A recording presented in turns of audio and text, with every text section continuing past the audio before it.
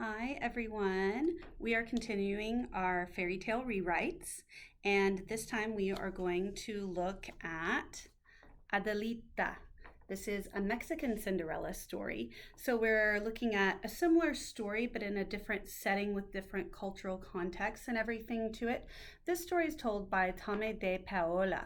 And now, if you've ever watched any of these videos before, you might have seen some of the books I've read by dePaola, like The Legend of the Blue Bonnet and Stregonona. So these are some stories that are on our story time. But today we're going to be looking at Adelita.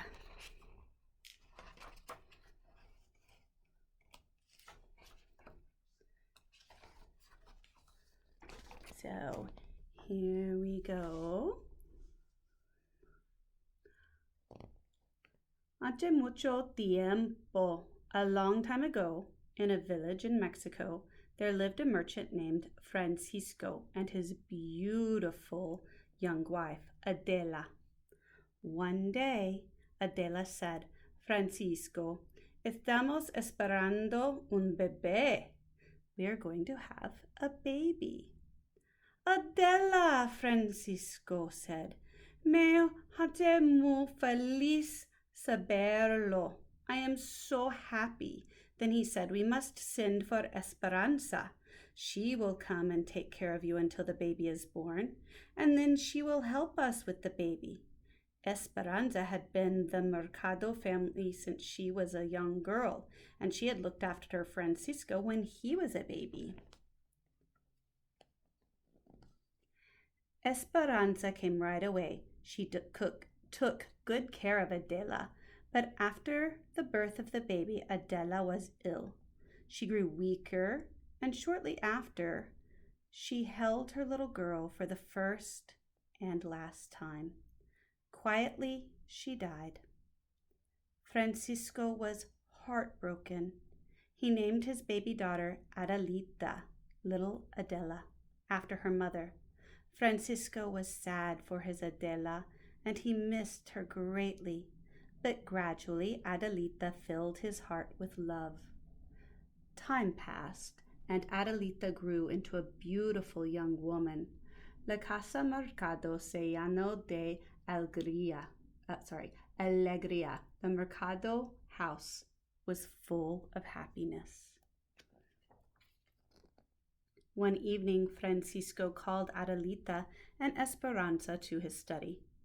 My dear Adelita, my good Esperanza, les tengo noticias. I have some news for you. I have met a charming woman and have decided to marry her. Her name is Señora Miquela de la Fortuna. She is a widow and has 2 daughters close to your age, Adelita. I know you will like Doña Miquela and her daughters, Valentina and Dulce. Adelita was happy for her father. Esperanza wasn't so sure, especially after she met Doña Miquela and her daughters. Que frías son, they're cold ones, Esperanza said. Life was happy, but different. Adelita had to share her father's attention, but they still managed to have importantes momentos juntos, special moments together. Adelita didn't mind that Doña Miquela favored her daughters, even though Esperanza complained. It's natural, Adelita told her. Then, suddenly, her father died from an illness and everything changed. Poor Adelita was an orphan. Doña Miquela was always jealous of Adelita. Now, she no longer had to hide it. She moved Adelita from her beautiful bedroom to a small room in the attic. No longer did Adelita have new dresses. She had to wear hand-me-downs. Worst of all, Valentina and Dulce were mean and hateful to her. Adelita began spending all of her time in the kitchen with Esperanza. She helped her with the meals. She listened to stories about her father as a boy and her mother as a young bride. Because she knew that Esperanza loved her, Adelita's heart stayed as warm as the fire in the hearth. One day, Doña Michaela came to the kitchen and spoke to them. I am spending too much money in this household. From now on, you, Adelita, will work in the kitchen. You are here all the time anyway. And you, Esperanza, out. I want you to leave immediately. Oh, Señora de la Fortuna, please don't send me away, Esperanza pleaded. I have been with this family since I was a girl. I will work for no money, just for a place to lay my head and a bowl of beans and a tortilla. Oh, please, Mamma, Adelita begged. Esperanza can share my room and my food. Out, shouted Señora Michaela de la Fortuna to Esperanza. Oh.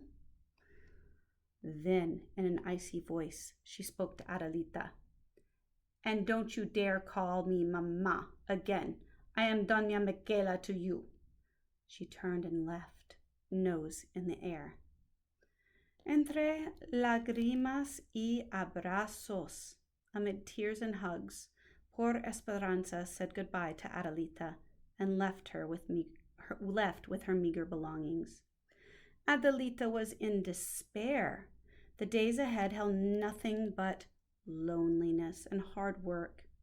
Adelita had to prepare all the meals, clean the rooms, and fetch and carry for Valentina and Dulce, but who became more like maldad y vinagre, meanness and vinegar. Mijas, my daughters, Doña Michaela said one morning as Adelita was serving breakfast.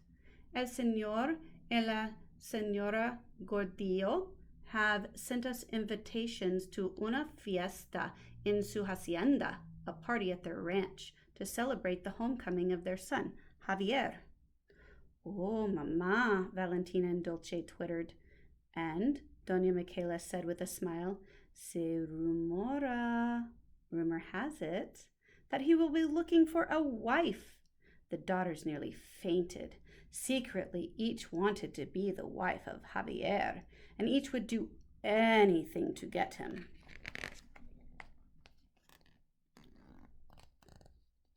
Doña Michaela, Adelita asked as she poured the hot chocolate. May I go too? I knew Señor Javier when we were young. I would love to see him again. Are you serious? Doña Michaela asked. Look at you, so poorly dressed, such a dirty face. I would be too embarrassed to have you in our company. You will stay here. Y punto.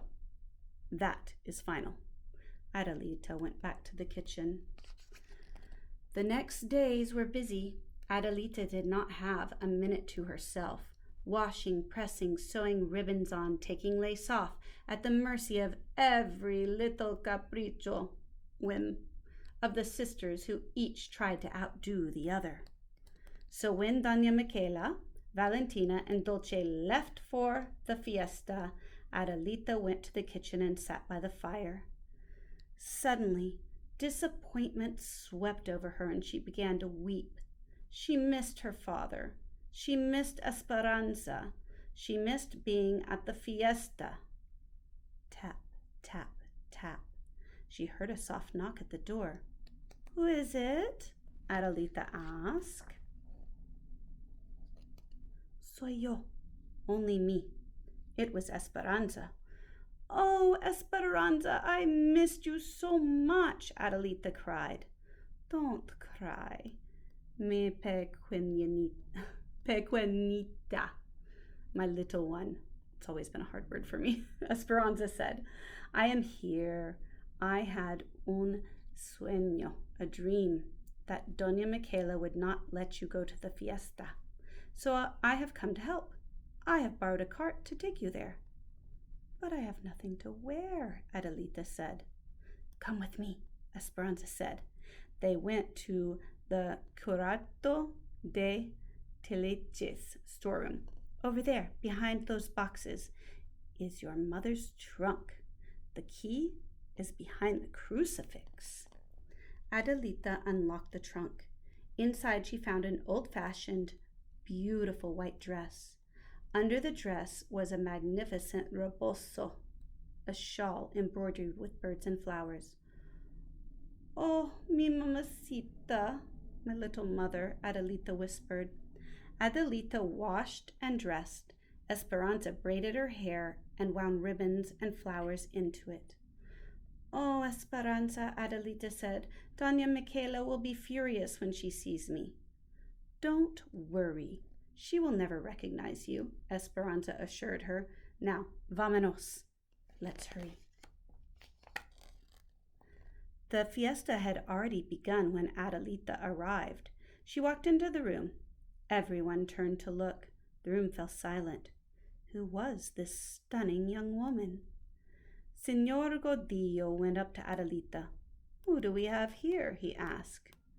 I'm in disguise, Adelita said with a twinkle and a sweet smile. Just call me Cenicienta, Cinderella. Javier, everyone, Senor Gordillo said. Come and meet our very own Cenicienta. Javier took one look and fell in love. He danced every dance with Adelita. He brought her refreshments. He never left her side. Adelita's heart was full as well, and all the meanness she had suffered over the years began to melt. But at midnight, when Javier gave her a sweet kiss and declared his love, Adelita was frightened. How could she explain who she was? His family would never allow him to love a kitchen maid. So Adelita ran away and found Esperanza. They hurried home. I will never forget this night as long as I live, Esperanza, Adelita said. Gracias, thank you. If you ever need me, my little daughter, just call my name and somehow I will hear you, Esperanza told her. The next day, all Doña Michaela and her two daughters could talk about was the mysterious Cenicienta, who had appeared and then disappeared from the fiesta, just like the fairy tale. They were jealous of her beauty, and even more jealous because they knew that Javier had fallen in love with her. I'm glad no one knows who she is, Valentina said. Or where she is, Dulce said. And no zapatilla de cristal, glass slipper, Doña Michaela added. Javier had told everyone that he would not rest until he found his Cenicienta. He is coming to town, hoy mismissimo, this very day, Doña Michaela announced. He will stop at each house and look for her. This is a chance to show once more what charms you have, my daughters, so prepare yourselves. Who knows, maybe one of you will make him forget this Cenicienta.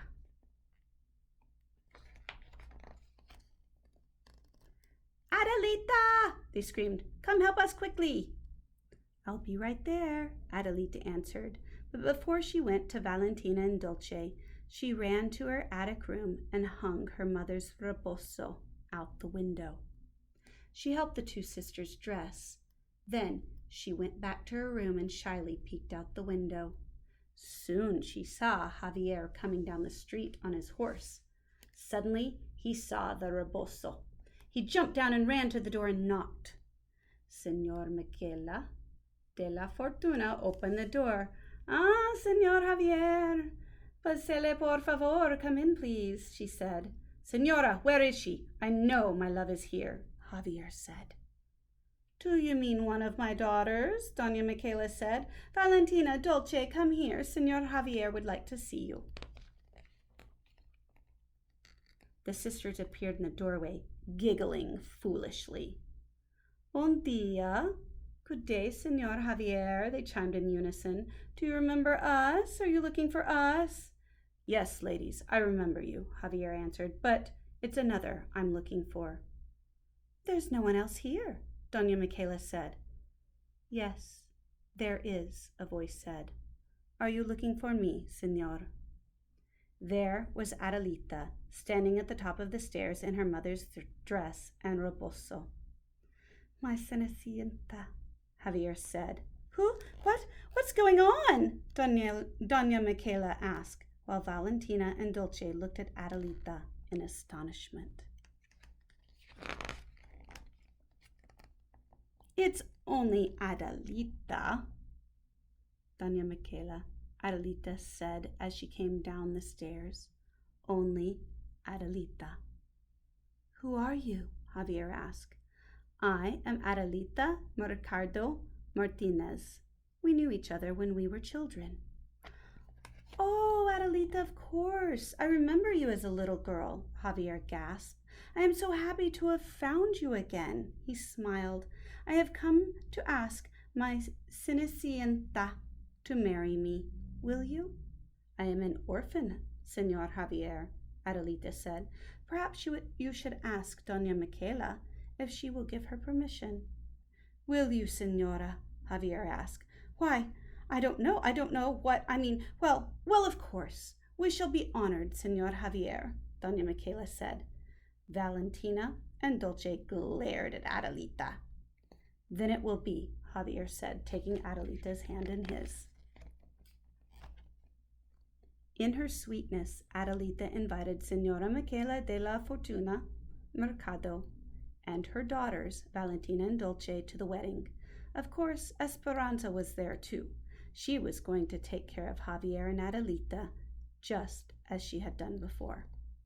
And just like Cenicienta and her prince, we shall live muy feliz por siempre, happily ever after, too, Javier said.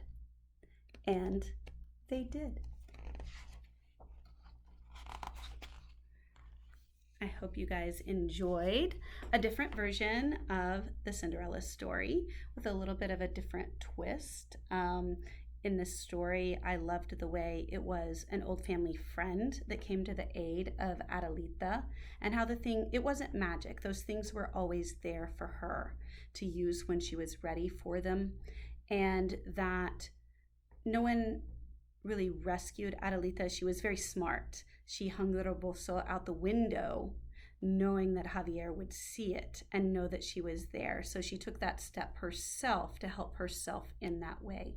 But she was not mean and spiteful in the end. She was still kind to the people that had not been kind to her. So it's a lovely story. I hope you enjoyed today. I'll see you guys next time.